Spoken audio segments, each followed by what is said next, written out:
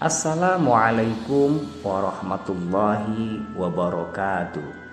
Alhamdulillah, assalatu wassalamu ala rasulillah Sayyidina wa maulana Muhammad wa ala alihi wa sahbihi ajma'in, amma ba'du.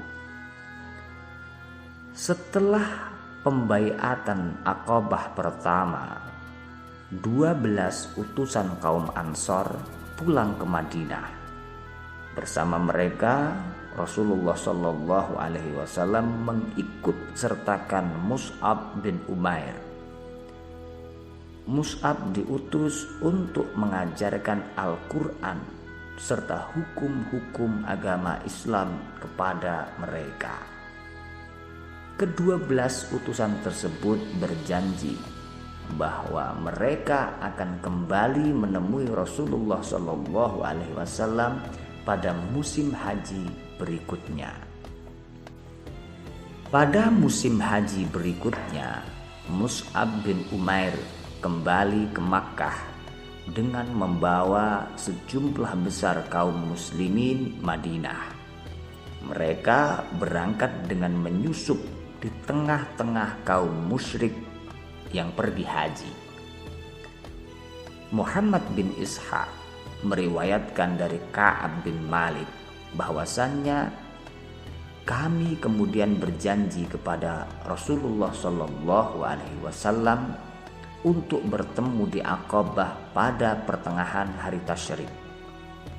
Setelah selesai pelaksanaan haji dan pada malam di mana kami berjanji untuk bertemu dengan Rasulullah Shallallahu Alaihi Wasallam, kami tidur pada malam itu bersama rombongan kami. Setelah sudah larut malam, kami keluar dan sembunyi-sembunyi untuk menemui Rasulullah Shallallahu Alaihi Wasallam.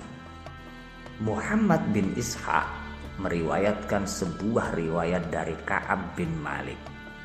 Ia berkata bahwasannya kami kemudian berjanji kepada Rasulullah Shallallahu Alaihi Wasallam untuk bertemu di Aqabah pada pertengahan hari Tasyrik.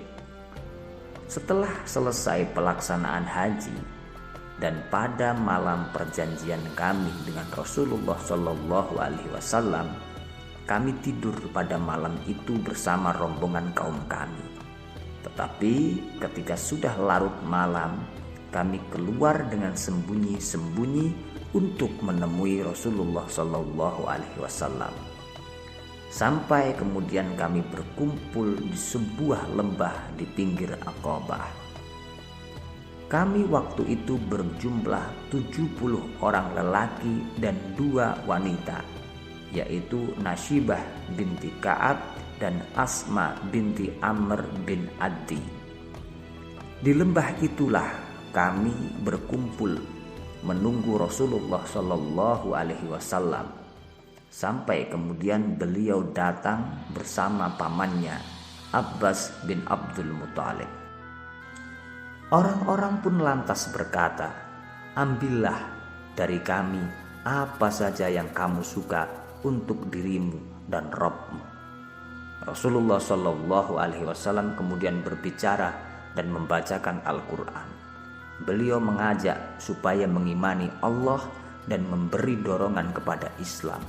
Kemudian beliau bersabda, "Aku baiat kamu untuk membelaku sebagaimana kamu membela istri-istri dan anak-anakmu."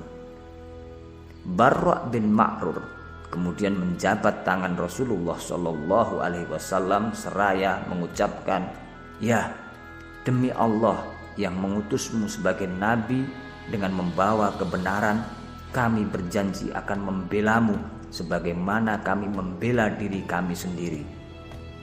Baiatlah kami, wahai Rasulullah. Demi Allah, kami adalah orang-orang yang ahli perang dan senjata secara turun-temurun."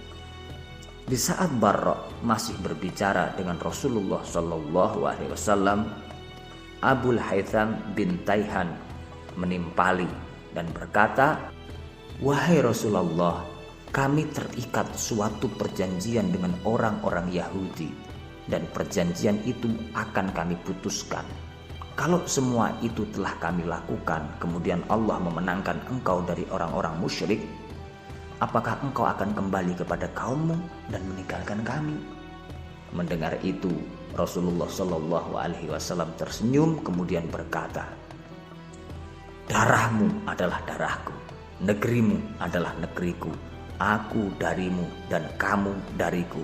Aku berperang melawan siapa saja yang memerangimu, dan aku akan berdamai dengan siapa saja yang berdamai denganmu." Rasulullah Shallallahu Alaihi Wasallam kemudian meminta untuk dihadirkan 12 orang dari mereka sebagai wakil dari masing-masing kabilah yang ada di rombongan. Dari mereka terpilih 9 orang dari kabilah Khazraj dan 3 orang dari kabilah Aus. Kepada ke-12 wakil yang terpilih itu, Rasulullah Shallallahu Alaihi Wasallam bersabda, "Antum kufala'u ala qaumikum kakufalatil hawariyina li Isa bin Maryama wa ana kafilun ala qaumi." Kalian memikul tanggung jawab atas keselamatan kabilah-kabilah kalian sendiri, sebagaimana kaum Hawariyin bertanggung jawab atas keselamatan Isa putra Maryam. Adapun aku bertanggung jawab atas kaumku sendiri, yakni kaum muslimin Makkah. Orang yang pertama maju untuk berbaiat adalah Barra bin Ma'rur, kemudian diikuti oleh yang lainnya. Setelah kami berbaiat kepada Rasulullah Shallallahu Alaihi Wasallam, beliau bersabda, "Sekarang kalian kembalilah ke tempat perkemahan kalian." Abbas bin Ubadah bin Nafilah kemudian berkata, "Demi Allah yang mengutusmu membawa kebenaran, jika engkau suka, kami siap menyerang penduduk Mina dengan pedang-pedang kami esok hari." Akan tetapi Rasulullah menjawab, "Kita belum diperintahkan untuk itu, tapi kembalilah kalian ke tempat perkemahan kalian." Kami kemudian kembali ke tempat-tempat tidur kami, lalu kami tidur hingga pagi. Ketika kami bangun pagi hari, tiba-tiba sejumlah orang Quraisy datang kepada kami seraya berkata, "Wahai kaum Khazraj, kami mendengar bahwa kamu menemui Muhammad dan mengajaknya pergi dari kami. Kamu juga berbaiat kepadanya untuk melancarkan peperangan terhadap kami. Demi Allah, tidak ada sesuatu yang dibenci kabilah Arab manapun selain perpecahan antara kami dan mereka." Ketika itu beberapa orang musyrik yang datang dari Madinah bersama kami menyatakan kesaksian mereka dengan sumpah bahwa apa yang dikatakan orang-orang Quraisy itu tidak benar dan mereka tidak mengetahui hal itu. Orang-orang musyrik Madinah itu tidak berdusta karena mereka benar-benar tidak tahu duduk perkara yang sebenarnya. Mereka tertidur di malam hari. Mendengar kesaksian itu, kami merasa heran dan beradu pandangan. Masih dari keterangan Ka'ab bin Malik, bahwasannya setelah rombongan meninggalkan Mina, barulah kemudian orang-orang Quraisy mengetahui perkara yang sebenarnya. Mereka kemudian mengejar dan mencari kami. Kami semua berhasil lolos kecuali Sa'ad bin Ubadah dan Al-Muzir bin Amr. Keduanya adalah wakil atau pemimpin dari kabilah. Kedua orang itu tertangkap di Az-Zakhir, sebuah tempat di dekat Makkah. Karena Al-Munzir dapat meloloskan diri kembali dari kepungan orang-orang Quraisy, akhirnya hanya Sa'ad dan Ubadah yang diseret dengan kedua tangannya diikat ke leher untuk dibawa ke Makkah. Sa'ad bin Ubadah berkata, "Demi Allah, ketika mereka menyeretku, tiba-tiba datang menghampiriku salah seorang dari mereka seraya berkata, 'Celaka, tidakkah kamu memiliki salah seorang kawan dari Quraisy yang terikat perjanjian dan pemberian hak perlindungan denganmu?" Aku menjawab, "Demi Allah ada. Aku pernah memberikan perlindungan kepada Jubair bin Mut'am dan Harits bin Umayyah. Aku pernah melindungi perdagangannya dan membelanya dari orang yang ingin merampoknya di negeriku. Lalu aku panggil keduanya, kemudian mereka membebaskan aku dari tangan mereka." Demikianlah tadi beberapa pembahasan singkat telah kita bicarakan berkaitan dengan Baiat Aqabah yang kedua. Baiat Aqabah yang kedua ini secara prinsip sama dengan Baiat Aqabah yang pertama, karena keduanya merupakan pernyataan masuk Islam di hadapan Rasulullah SAW dan perjanjian untuk taat, mengikhlaskan agama kepada Allah dan patuh kepada perintah-perintah Rasulnya. Akan tetapi ada dua perbedaan penting yang patut untuk kita catat. Yang pertama, jumlah orang-orang Madinah yang berbaiat pada Baiat Aqabah pertama sebanyak 12 orang laki-laki.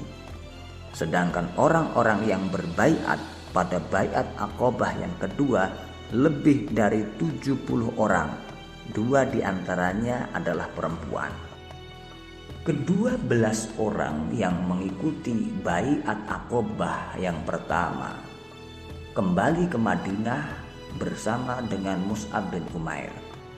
Mereka kembali bukan untuk menyembunyikan diri di rumah masing-masing, melainkan untuk menyebarkan Islam kepada orang-orang di sekitarnya, baik itu laki-laki maupun wanita. Mereka membacakan Al-Quran dan menjelaskan hukum-hukum Islam kepada orang-orang di Madinah. Karena itulah Islam kemudian tersebar cepat di Madinah sehingga hampir-hampir tidak ada rumah lagi yang tidak tersentuh oleh Islam.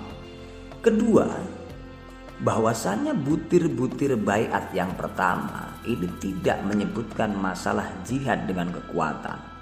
Akan tetapi baiat yang kedua ini menyebutkan secara jelas perlunya jihad dan membela Rasulullah SAW serta dakwahnya. Penyebab terjadinya perbedaan ini karena orang-orang yang berbaiat pertama ketika hendak pulang ke Madinah mereka berjanji kepada Rasulullah SAW untuk kembali menemui Rasulullah SAW pada musim haji tahun berikutnya. Mereka juga berjanji untuk membawa sejumlah kaum muslimin Madinah untuk kemudian memperbaharui baiat mereka atau sumpah setia mereka kepada Rasulullah SAW. Oleh karena itu tidak ada sesuatu yang kemudian mengharuskan dilakukannya baiat perang. Dan memang belum ada izin atau perintah dari Allah Subhanahu wa Ta'ala untuk melakukan itu. Dengan demikian dapatlah dikatakan bahwa Baiat Aqabah pertama merupakan baiat sementara. Baiat itu menyangkut beberapa masalah atau beberapa butir saja, sebagaimana baiatnya kaum wanita sesudah itu. Sementara itu baiat yang kedua merupakan landasan bagi hijrah Rasulullah SAW ke Madinah. Karena baiat ini menyebutkan prinsip-prinsip yang akan disyariatkan setelah hijrah ke Madinah, terutama mengenai masalah jihad dan membela dakwah Islam. Kendati pun hukum ini belum disyariatkan Allah di Makkah, tetapi sudah disyariatkan kepada Rasulullah SAW bahwa hukum tersebut sebentar lagi akan disyariatkan. Dari sini dapat kita ketahui bahwa qital atau peperangan dalam Islam tidak disyariatkan kecuali setelah Rasulullah SAW hijrah ke Madinah. Begitu keterangan dari Syekh Ramadan Al-Buti dalam kitabnya Fiqhus Sirah. Karena memang sebenarnya tidak ada butir-butir baiat yang menunjukkan disyariatkannya qital atau peperangan pada waktu itu. Sebab Nabi Shallallahu Alaihi Wasallam mengambil baiat jihad dari penduduk Madinah hanya karena mempertimbangkan masa depan ketika beliau nanti berhijrah ke Madinah. Hal itu dikuatkan oleh perkataan Abbas bin Ubadah setelah berbaiat, "Demi Allah yang telah mengutusmu dengan membawa kebenaran, esok hari penduduk Mina akan kami serang dengan pedang-pedang kami." Yang kemudian dijawab oleh Rasulullah SAW, "Kami belum diperintahkan untuk itu, tetapi kembalilah kalian ke tempat perkemahanmu." Menurut pendapat yang telah disepakati bahwa ayat jihad yang pertama kali diturunkan oleh Allah Subhanahu wa Ta'ala adalah yang tertera dalam surat Al-Hajj ayat 39, yang artinya telah diizinkan berperang bagi orang-orang yang diperangi, karena sesungguhnya mereka telah dianiaya dan sesungguhnya Allah benar-benar Maha Kuasa menolong mereka. At-Tirmidzi dan An-Nasai pernah meriwayatkan dari Ibnu Abbas radhiyallahu taala anhu. Ia berkata, ketika Nabi Shallallahu alaihi wasallam diusir dari Makkah, Abu Bakar berkata, "Inna lillahi wa inna ilaihi raji'un." Mereka telah mengusir nabi mereka. Sungguh mereka akan binasa. Selanjutnya Ibnu Abbas berkata, Allah kemudian menurunkan firman-Nya surat Al-Hajj ayat 22 yang artinya telah diizinkan berperang bagi orang-orang yang diperangi karena mereka sesungguhnya telah dianiaya dan sesungguhnya Allah benar-benar Maha Kuasa menolong mereka. Abu Bakar berkata, kemudian aku tahu bahwa sebentar lagi akan terjadi qital. Demikianlah tadi beberapa pembahasan singkat kita berkaitan dengan peristiwa Baiat Aqabah yang kedua beserta beberapa hikmah yang terkandung di dalam peristiwa tersebut. Semoga ini diridhai oleh Allah Subhanahu wa taala dan menjadi sebuah kemanfaatan. Akhirul kalam, wallahul muwafiq ila aqwamit thoriq. Assalamualaikum warahmatullahi wabarakatuh.